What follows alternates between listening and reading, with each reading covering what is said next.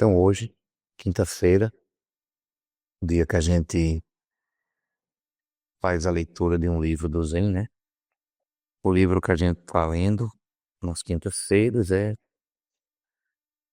Nem Sempre é Assim, de Shuro Suzuki, certo? Uma fotinha pro Instagram. Esse livro aqui, já vai fazer quase um ano, eu acho que a gente tá lendo, né? Acho que faz. Vai fazer. A gente começou, de acordo com o que eu tenho marcado aqui, a gente começou a ler ele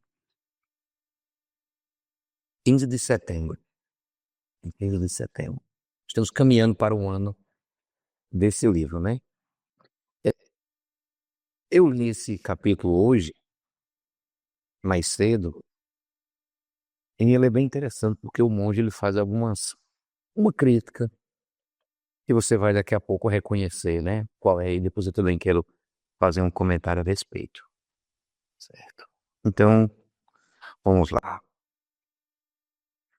O texto de hoje se encontra na página 97 e tem um título bem interessante: Amparado por dentro. Amparado por dentro. Ele diz assim: em nossa cerimônia, depois de recitar o Sutra, oferecemos uma oração para dedicar um mérito. De acordo com Dogen Zenji, não estamos procurando ajuda de fora, porque estamos firmemente amparados por dentro. Essa é a nossa prática. Estamos amparados por dentro sempre e incessantemente. Portanto, não estamos esperando ajuda alguma de fora. Na verdade, é assim. Quando nós recitamos o Sutra, dizemos a oração sempre do mesmo jeito. Um parênteses aqui. Para quem não sabe, no budismo, né, a gente faz assim. A gente faz as práticas, as meditações, as orações, vamos chamar assim, e a gente diz que essa vibração gerou um mérito. Então a gente compartilha aquele mérito gerado, aquela coisa boa que surgiu, a gente compartilha. A gente não fica só com a gente. A gente divide, a gente compartilha. Continua. Em uma das nossas dedicações de mérito, dizemos: e as duas rodas, a roda do Dharma, dos ensinamentos, e a roda material do tempo, possam girar suavemente, e que as calamidades que o país e o tempo possam enfrentar, como guerra, fome, fogo, água e vento, sejam todas elas evitadas. Embora pronunciemos essas palavras, de fato, o espírito é outro. Não recitamos o nosso sutra para pedir ajuda. Não recitamos os nossos sutras para pedir ajuda. Esse não é o nosso espírito. Esse não é o objetivo do Zen. Ao recitarmos o sutra, criamos o sentimento de não dualidade, de quietude perfeita e de firme convicção em nossa prática. Se esse tipo de sentimento estiver presente, seremos sempre amparados por dentro.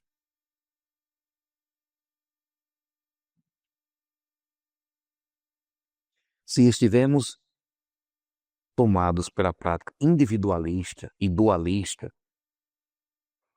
de amparar, de cuidar do nosso edifício, de cuidar da nossa organização ou da nossa vida pessoal, não haverá muito sentimento em nossa prática sentada ou nas recitações dos sutras. Quando temos firme confiança em nosso caminho e não esperamos nada em troca, podemos recitar o sutra com um sentimento calmo e profundo. Essa é a nossa verdadeira prática. Olha a liberdade que há nisso. Vou repetir.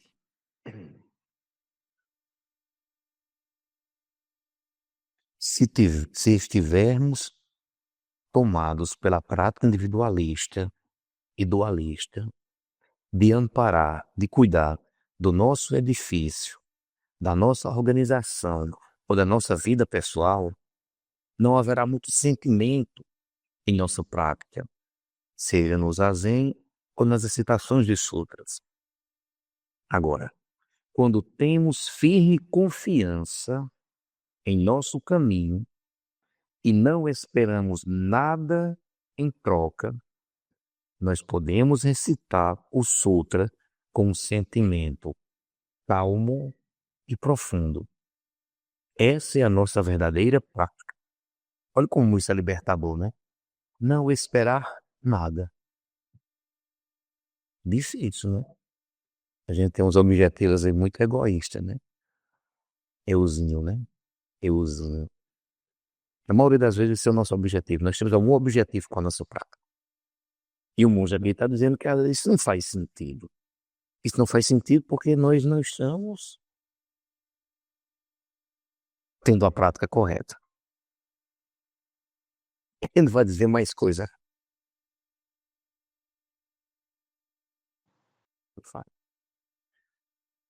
Dogen também diz que não temos ideia alguma de sujo ou puro,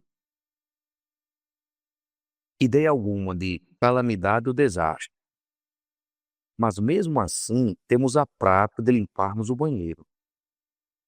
Mesmo que o seu rosto, sua boca e o seu corpo esteja limpo, quando vocês se levantam, vocês devem lavar o rosto e limpar a boca. Caso pensem que limpar o banheiro é trabalho sujo, estão enganados. O banheiro não é sujo. Ainda que não o limpem, está limpo, com mais que limpo. Portanto, nós o limpamos apenas como uma prática, não porque ele esteja sujo.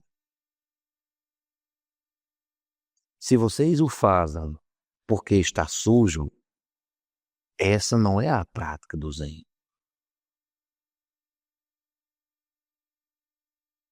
A nossa crença é que a roda do Dharma, a roda dos ensinamentos, está girando. Portanto, a roda material também gira. A nossa crença, eu vou ler mais vezes porque eu não consigo ler só uma. De novo, a nossa crença é que a roda do Dharma está girando. A roda dos ensinamentos está girando. Portanto, a roda material também está. Se não tivermos amparo algum, significará que, na realidade, a roda do Dharma não está girando. Ler mais uma vez. Se não tivermos amparo, significa que, na realidade, a roda do Dharma, dos ensinamentos, não está girando. Esse é o entendimento de Dogen Zenji. E testei-o quanto à sua veracidade, especialmente durante a guerra, quando eu não tinha muito para comer. A maioria dos monges trabalhava para ganhar algum dinheiro para se sustentar e sustentar sua família. A minha crença era que se eu observasse o caminho budista, o Dharma, fielmente, as pessoas iriam me ajudar de novo. Até agora, tranquilo, dando para entender? Depois fazer a colocação certa. De novo, a maioria dos monges trabalhava para ganhar algum dinheiro para sustentar a si e as suas famílias. A minha crença era de que se eu observasse o caminho budista fielmente, as pessoas iriam me ajudar. Se ninguém me ajudasse, seria como as palavras de Dogen não fossem verdadeiras. Desse modo, nunca pedi que ninguém me desse nada. Apenas segui o caminho do Dharma, sem trabalhar como professor ou como escrituário em alguma cidade. Plantei alguns legumes e batatas doces no jardim, aqui no meu templo. Por isso é que sei cultivar legumes muito bem. Tinha um jardim espaçoso aqui na frente do meu templo. Então, escavei a terra, removi todas as pedras e adubei o solo.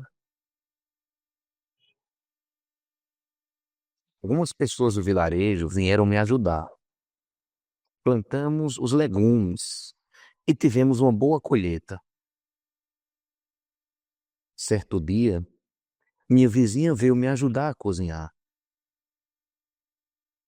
Quando ela abriu a caixa de arroz, não havia mais arroz dentro. O arroz tinha acabado. E ela ficou espantada e trouxe um pouco de arroz para mim. Foi só um pouco. Foi só um pouco. Porque ela também não tinha muito para dar.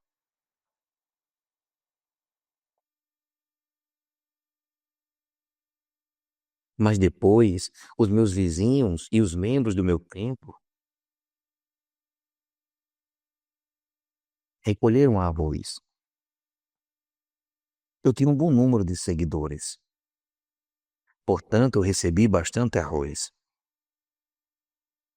Quando as pessoas descobriram que eu tinha bastante arroz, vieram até o templo. Eu dei o meu arroz para eles. Quanto mais arroz eu doava, mais arroz eu recebia. Que bonito, né? Hum. O nome disso é dana. Dana é doação. A gente faz doação do nosso trabalho, a gente faz doação de bens para o templo, a gente faz doação de dinheiro, de algum valor. Interessante esse capítulo hoje. Domingo eu conversei com uma pessoa, uma pessoa que mora no sertão, que está praticando aqui com a gente. Ele dizia, monge, eu quero fazer uma doação para o templo. O que é que vocês do templo estão precisando? Eu digo, olha, veja o que seu coração diz, você esteve por aqui, veja o que seu coração diz. E essa pessoa disse, monge, eu vou fazer uma doação de colchões para os Zazen, a casa tem. Ele já comprou os colchões, deve chegar no máximo até segunda-feira. É dano para mim, ou seja, é a nossa bondade, é a nosso lar com o tempo. O tempo dá muito para a gente. E a gente, em troca, a gente trabalha pelo tempo. É isso que o monge está dizendo aqui. Não é nada para ele. Porque quando o monjinho aqui fechou os olhos, o que ele levou? Nada, né? Nada. Não se leva nada. Mas enquanto se tem, as pessoas usufruem dessas coisas de maneira o quê? De maneira compartilhada. É isso que o monge está dizendo aqui. Ele disse, olha, abriu o caixão, a caixa lá de arroz, não tinha arroz. As pessoas souberam que eu não tinha arroz e fizeram quem me der arroz. E depois eu tinha muito arroz, doei arroz para as pessoas. Que coisa simples, né? É dana paramita. Isso é muito bonito, né? O nosso trabalho. Naquele tempo, a maior parte das pessoas que moravam na cidade procurava suas famílias no campo, trocando o que possuía por comidas, batata, arroz ou abóboras. Mas eu não passava por essa dificuldade. A maior parte do tempo eu tinha bastante comida, mas eu não me sentia bem comendo uma comida diferente das outras pessoas. Assim, eu tentava comer a mesma coisa que elas comiam. Portanto, não tenho nenhuma queixa sobre comida. Se seguirmos o nosso caminho com seriedade, estaremos com certeza protegidos por Buda, amparados por dentro.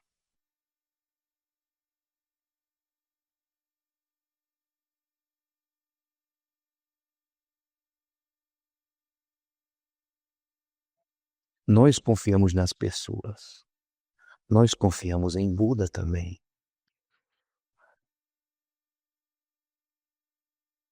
Depois da guerra, os monges japoneses começaram a usar ternos ocidentais, roupas ocidentais, colocando de lado as túnicas budistas, as roupas budistas.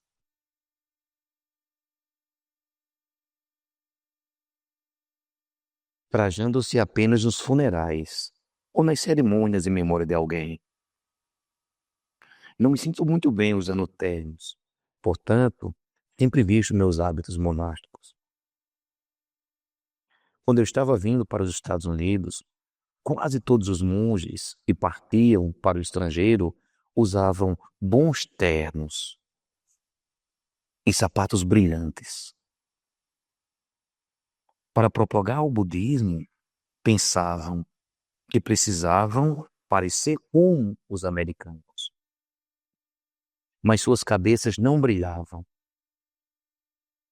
Que lindo isso, né? Mas suas cabeças não brilhavam. Em vez de terem a cabeça raspada, usavam cabelos.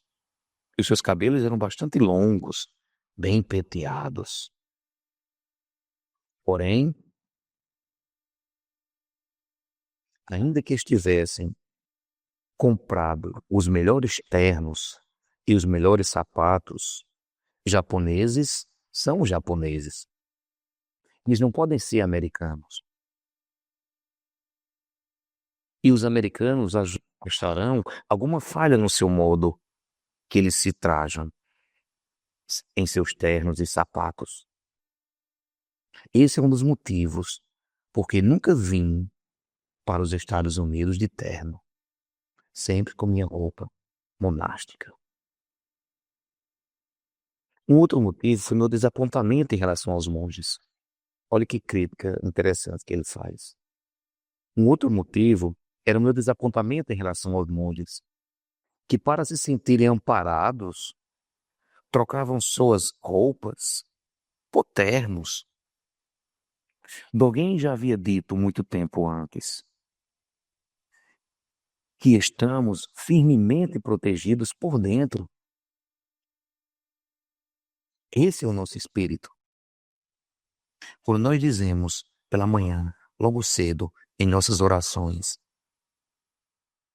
que a roda do Dharma e a roda material girem suavemente para sempre, é isso que significa que estamos amparados por dentro. Isso é o poder do voto monástico. A decisão de ser monge, de receber os preceitos. A gente está amparado por dentro. É isso que ele está dizendo. É preciso que a gente tenha essa prática de recitar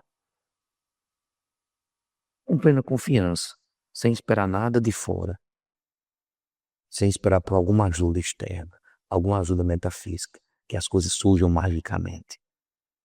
A gente faz com que as coisas apareçam, né? Com a nossa inteligência, com as nossas relações. Eu me lembro que uma vez eu tive um sonho e eu fui contar para a monja um sonho que eu tive.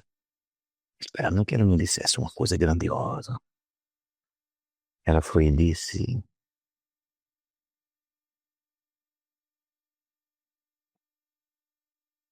quando o Dharma gira o eu, o Dharma é forte e o eu é fraco. Aí eu respirei, fiquei com aquilo na cabeça, porque a nossa obrigação como monge não é a gente colocar o Dharma para girar. Não vamos dar ensinamentos, não é isso que se trata. É justamente o oposto. É o Dharma que gira o eu, porque senão o eu fica muito forte e o Dharma fica fraco. Tem outra coisa que a gente já falou aqui, né? Às vezes as pessoas estudam muito o budismo, sabem muito do budismo. Mesmo eles sabendo muito do budismo, eles não podem ser considerados budistas, porque não tem a energia do Buda. Não tem realmente o voto monástico. Não tem a vibração verdadeira que exala o Dharma. Dizem que quando o mestre fala o Dharma, não é o mestre que fala o Dharma apenas brota. Como simplesmente o calor da nossa pele quando a gente está com calor, entendeu? A gente liberando o nosso suorzinho. O Dharma, ele fala por ele mesmo. Sem falas bonitas, sem falas arrumadas, como geralmente a gente faz no dia a dia. É isso que o monge está dizendo. Ele está dizendo que ficou muito desgostoso, muito decepcionado, desapontado com os outros monges que usavam terno, gravata, sapatos brilhantes, abandonando assim os seus hábitos monásticos.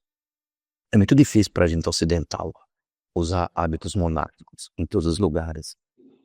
Muito difícil. Aí ele continua a aula dele, né?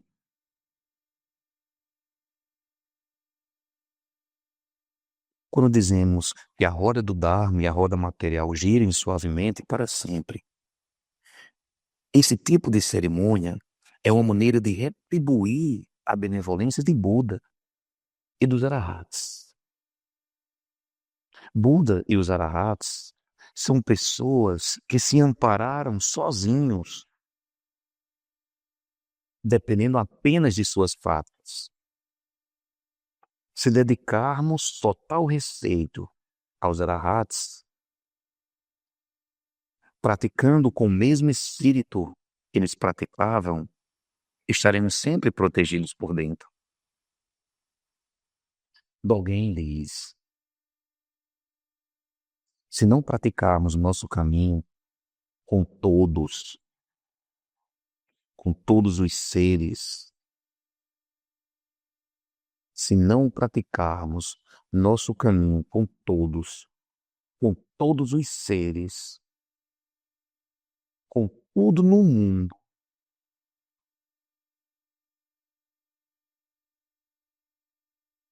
no estágio cósmico, esse não é o caminho budista. Esse é outra coisa. É o princípio da não separatividade. Eu, o outro, gosto, não gosto. Eu sozinho, isolado. Não. Nós somos o todo. Não é que a gente faz parte do todo. Nós somos esse todo. Só que a gente não enxerga esse todo. A gente se enxerga o quê? A nossa individualidade. Ou melhor, na maioria das vezes, o individualismo. A gente não se sente conectado realmente com tudo o que existe. Eu lembro que quando a Casa Templo surgia nas primeiras atividades, eu fazia uma brincadeira com o pessoal, que era para eles perceberem isso, eu abria minha boca. Abria 3 vezes a minha boca e as pessoas começavam a abrir a boca também, com sono. Só que eles não estavam com sono, mas eu emitia um som, eles viam, ouviam e passavam a reproduzir aquilo, porque a gente tem células de espelho. Por isso que o Buda, Shakyamuni, quando ele se iluminou, ele diz: eu, a grande terra e todos os seres juntos somos o caminho. Não é o Buda, não é Shakyamuni, não é Siddhartha Gautama sozinho que é o caminho. Tudo que existe faz parte do caminho. Eu sou o caminho, você é o caminho. Isolados? Não, juntos. Isso é o budismo. Questão mais profunda que existe. Então ele diz assim: se não praticarmos o nosso caminho com todos os seres, com tudo no mundo, no estágio cósmico, esse não é o caminho budista. O espírito da prática do zazen deve sempre estar conosco, especialmente quando recitamos os sutras ou observamos as cerimônias. Não é um espírito dualista ou individualista que está presente, mas é um espírito calmo, profundo, com uma convicção firme, forte, de estar apenas ali, recitando. Ao praticarmos dessa maneira, estaremos sempre em unidade com todo mundo, onde não há atividade kármica. Isso é fantástico. E nosso cotidiano será protegido pelo tipo de poder que inunda toda parte. No mundo de Buda, o que acontece é apenas a atividade búdica. De novo, se praticarmos dessa maneira, estaremos sempre em unidade com tudo o que existe, onde não há atividade kármica. E nosso cotidiano será protegido pelo tipo de poder que inunda toda parte. No mundo de Buda, o que acontece é apenas a atividade búdica. Não há nada além da atividade búdica no reino do mundo do Dharma. Não há nada além de atividade búdica no reino do mundo do Dharma. Desse modo, não criamos karma algum. Estamos além do mundo kármico.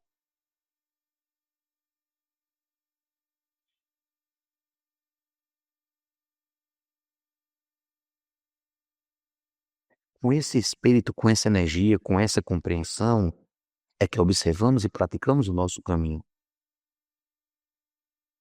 Se estivermos centrados demais na ideia de tempo ou cuidando do mundo material apenas, perderemos o nosso caminho. É verdade que o nosso caminho também envolve tudo o que existe. Um monge não será um monge enquanto ele não estiver envolvido apenas em práticas budistas.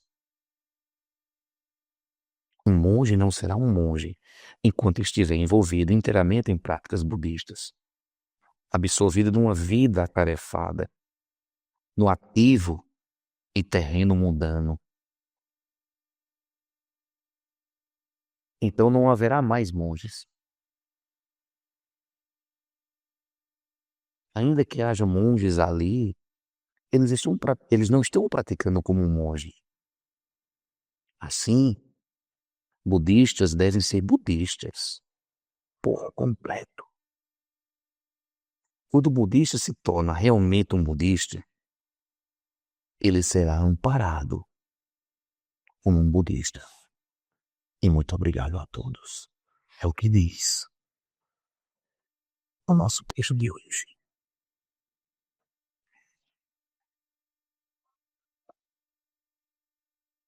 E os méritos de nossa prática assistindo a todos os seres que possamos nos tornar o caminho iluminado. Para você que está em casa, um abraço e até logo.